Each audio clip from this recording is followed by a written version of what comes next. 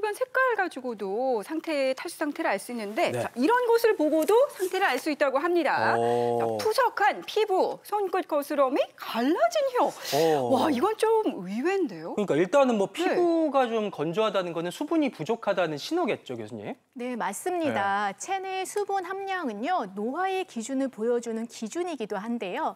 신생아 때 약 90% 정도에 달했던 수분은 성인이 되면 70% 정도로 떨어지고요.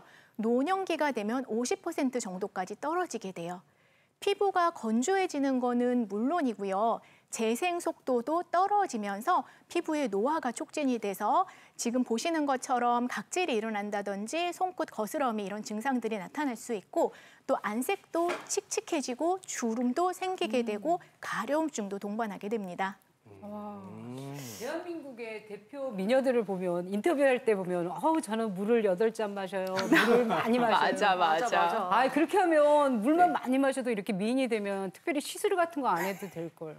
고백하시는 건가요? 많이 잘 믿나요?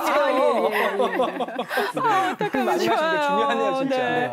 그 미인은 아침 이슬만 먹는다 뭐 이런 말도 있는데요. 실제로 그 송 교수님이 말씀하신 그 수분 부족과 관련돼서 영국에서 실험한 결과를 하나 말씀드리겠습니다. 2013년에 영국에 거주하는 40대 여성 사라라는 그 여성을 대상으로 4주간 실험을 했는데요.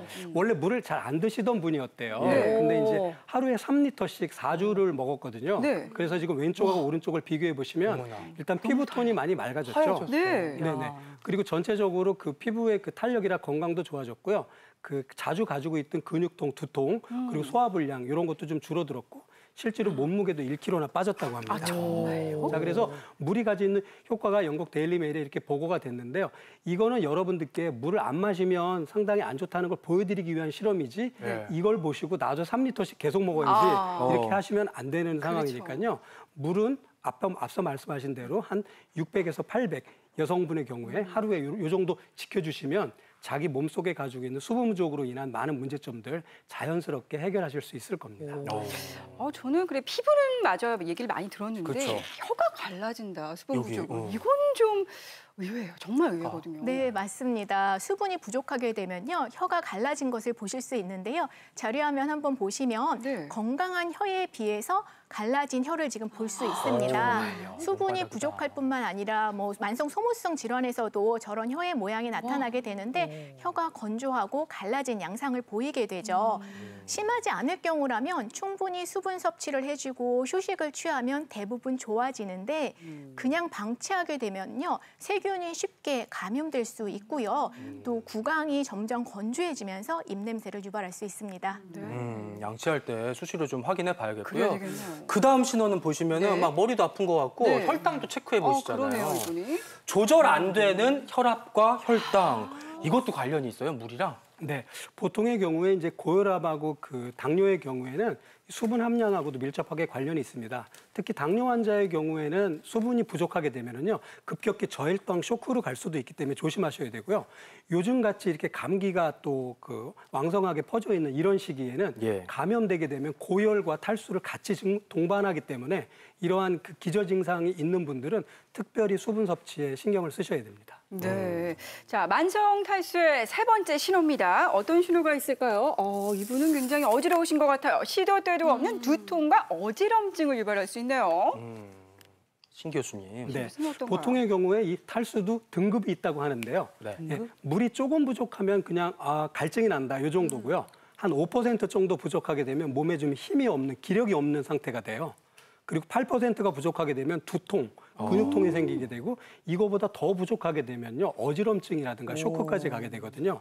전체적으로 몸에서 필요한 체액이 몸을 돌아다니면서 여러 가지 그 항상성 유지를 위한 일들을 하게 되는데 수분이 부족하게 되면 체액에 돌아다니는 양들 그리고 혈관이나 림프 그 관 안에 돌아다니는 체액이 모자라기 때문에 이런 일들이 생기는 거거든요.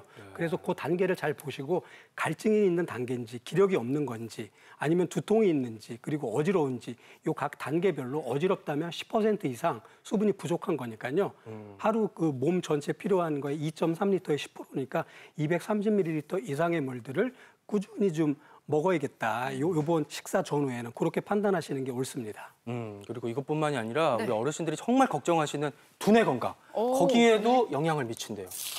자꾸만 깜빡깜빡 건망증과 인지 기능 장애. 아니, 물 안 먹는다고 머리가 나빠져요. 너무 의외인데요. 네, 맞습니다. 굉장히 중요한 부분인데요. 네. 뇌세포의 수분이 부족하게 되면은요, 예. 적혈구를 통해서 공급되는 영양과 산소의 공급이 제대로 이루어지지 않게 돼요. 그래서 기억력이 감퇴되는 현상이 나타날 수가 있습니다. 뇌세포의 기능이 떨어지고 정보 전달 능력이 떨어지기 때문이죠. 뇌에 충분히 수분이 공급이 되면은요, 반대로 에너지 생성이 훨씬 좋아지게 되고 그러면서 새로운 정보를 조금 더 쉽게 저장할 수 있게 되죠. 그 외에도 물 부족으로 인한 다양한 신호들이 있는데요. 자료 화면 같이 보시면 특별한 이유 없이 피곤하시다든지 소화가 안 되고 변비가 있다든지 괜히 짜증나고 초조하면서 우울하다든지 관절이 뻑뻑하고 무릎이 아프다든지 뱃살이 부쩍 늘어난다 이런 신호가 있으면 내가 혹시 물이 부족한 게 아닐까 한 번쯤 생각해 보실 필요가 있습니다. 그렇군요. 네. 제가 요즘요 무엇이든 물어보세요 하면서 엘리베이터에서 어르신들 만나면 오 너무너무 똑똑하다고 막 그러거든요. 똑똑한 얘기 한마디 할게요. 과유불급이라고 그래도 과하게 물을 먹으면 안 되는 사람들이 있잖아요. 예. 아주 예리한 질문이죠. 네, 배울 것 같아요. 네, 굉장히 중요한 질문을 해주셨는데요. 물을 꼭 많이 섭취하셔야 될 분들이 있는 반면에 물을 너무 많이 드시면 안 될 분이 있는데요. 이것도 한번 자료화면 보면서 설명을 드릴게요. 먼저 요로 결석 환자분들 같은 경우는 수분 부족이 주 원인인 경우가 많아요. 그래서 물을 충분히 섭취하되 특히 땀을 많이 흘리는 요즘 같은 여름철에는 조금 더 수분 섭취에 신경을 쓰셔야 되고요.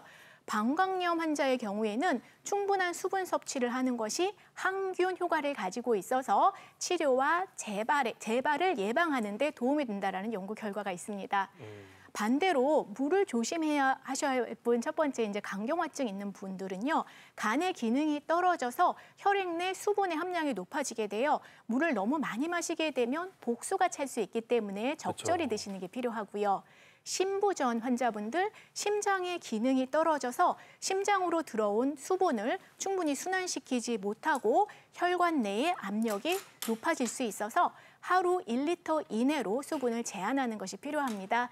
만성 콩팥병이라든지 심부전증 있는 분들도요. 마찬가지로 복수가 찰 수 있기 때문에 적절하게 수분을 조정하는 게 필요합니다. 네.